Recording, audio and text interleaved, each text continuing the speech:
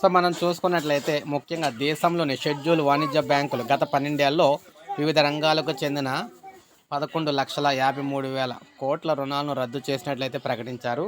ఇందులో మనం చూసుకున్నట్లయితే మనం ఏపీలో అప్పుల్లో 93.2% వ్యవసాయ కుటుంబాలు అయితే ఉన్నాయన్నమాట. తాజా పరిస్థితుల మదింపు సర్వే ప్రకారం వ్యవసాయ సంవత్సరంలో ఆంధ్రప్రదేశ్లో 93.2% కుటుంబాలు అప్పుల్లో ఉన్నట్లు కేంద్ర వ్యవసాయ శాఖ మంత్రి తెలియజేశారు.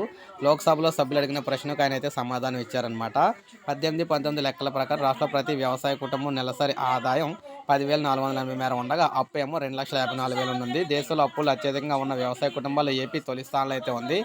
రాష్ట్రంలో 3,000 కోట్ల వ్యవసాయ బీమా క్లెయిమ్లు అయితే పెండింగ్లో అయితే ఉన్నాయి.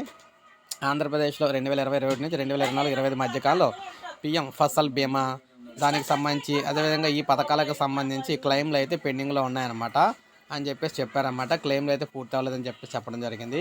దాంతోపాటు పిఎంజేఏవై కింద ఏపీలో 61 లక్షల కుటుంబాలు అయితే ఉన్నాయి. అంటే ఆయుష్మాన్ భారత్ పిఎంజేఏవై కింద ఆంధ్రప్రదేశ్లో 61 లక్షల కుటుంబాలు అయితే ఉన్నాయని చెప్పేసి అన్నారు.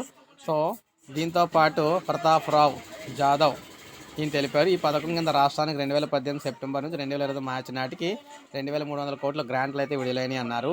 సాస్కీ కింద ఏపీకి 6,300 కోట్లు అయితే ఇచ్చామని చెప్పారన్నమాట. రాష్ట్రాలకు మూలధన వ్యయం కోసం కేంద్ర ప్రభుత్వం ప్రత్యేకంగా సాయం అయితే చేస్తుంది.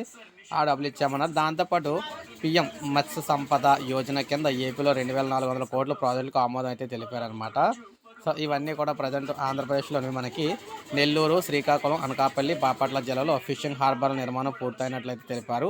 విశాఖపట్నం, అనకాపల్లి, విజయనగరం, తిరుపతి, కాకినాడ జిల్లాలో ఫిషింగ్ ల్యాండింగ్ సెంటర్ల నిర్మాణం ప్రస్తుతం టెండర్ల దశలో ఉన్నాయని చెప్పారు. బాపట్ల జిల్లాలో ఇంటిగ్రేటెడ్ ఆక్వా పార్క్ పనులు ప్రారంభమైనాయి అన్నారు.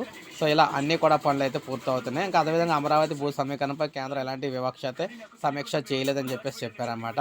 సో ఈ విధంగా రైతులకు సంబంధించి మిగిలిన వారికి సంబంధించి రుణాలు మాఫీ చేసేందుకు రుణాలకు సంబంధించి డబ్బులు వారికి అందుబాటులో తెచ్చేందుకు కూడా ప్రభుత్వానికి కేంద్ర ప్రభుత్వం అయితే ఆంధ్రప్రదేశ్ ప్రభుత్వానికి అయితే అందిస్తుందని చెప్పేసి చెప్పడం జరిగింది. సో ఇది మనకు అప్డేట్. ఒక లైక్ చేయండి, సబ్స్క్రైబ్ చేసుకోండి.